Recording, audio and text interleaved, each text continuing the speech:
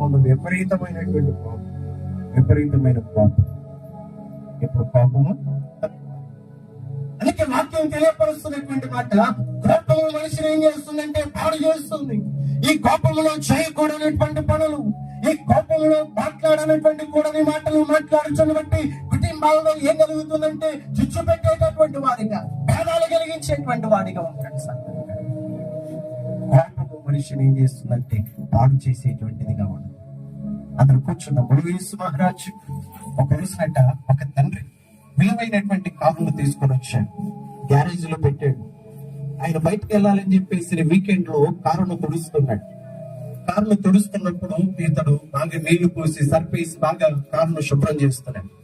ఆ శుభ్రం చేస్తున్నప్పుడు తనకు ఒక 3 ఏళ్ల కుమార్తె ఉంది. అమ్మాయి 3 ఏళ్ల కుమార్తె ఉంది. ఈ కుమార్తె, నాన్న నేను కూడా కారు కడుగుతానని చెప్పేసి వస్తే ఆ కుమార్తె అంటున్నాడు, అమ్మ నువ్వు కడగలేవులే అమ్మ అని చెప్పేసారంటే, ఆ రిమోట్ ఇవ్వనన్నా నేను రిమోట్ ఒత్తుకుంటూ ఉంటాను అని చెప్పేసాను. సరే అని చెప్పేసి రిమోట్ ఇచ్చాడు, ఆ బీగం ఇచ్చాడు. బీగం ఇస్తే ఆ బీగం అనుకునేటువంటి రిమోట్ ను పదే పదే నొక్కుంటూ ఈ అమ్మాయి ఆడుకుంటా ఉంది.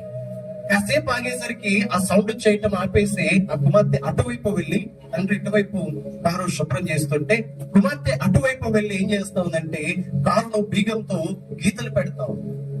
గీతలు పెట్టేసింది. గీతలు పెట్టేయగానే అక్కడ ఉన్నటువంటి పెయింట్ ఈ అమ్మాయి బలంగా రాయటాన్ని బట్టి పెయింట్ లేచిపోయింది. పెయింట్ అనబడేటువంటిది పెచ్చులుగా ఊడిపోతే ఈ తండ్రి చూచాడు. తండ్రి చూచి ఏమంటున్నాడంటే అమ్మాయిని, ఆ పెయింట్ ను లేచిపోయినటువంటి ఆ కార్యాన్ని చూసి అతడు కారు కడుగుతున్నప్పుడు కారులో ఒక రెంచ్ ఉంది. మనము పంచర్ అయినప్పుడు బోల్టాలు ఇప్పటానికి ఉపయోగిస్తాం కదా, అటువంటి రెంచ్ ఉంది.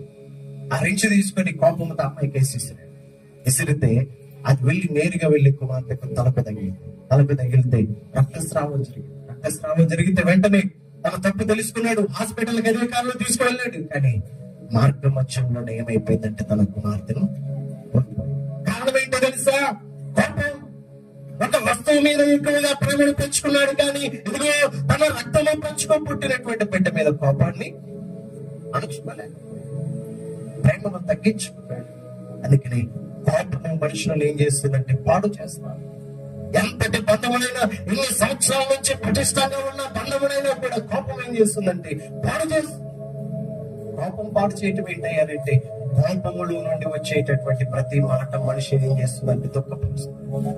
అందుకే బైబిల్ ప్రతి మాట చెప్పేటువంటి మాట ఏంటంటే నీ నోట నుండి వచ్చేటువంటి మాట నువ్వు జాగ్రత్తగా గుర్తుపెట్టు. నీ నోట నుండి వచ్చేటటువంటి మాట. ఈ రోజుల్లో మనిషిని చంపాలి అంటే ఆయుధాలు అవసరం లేదు, తుపాకీలు అవసరం లేదు, కత్తులు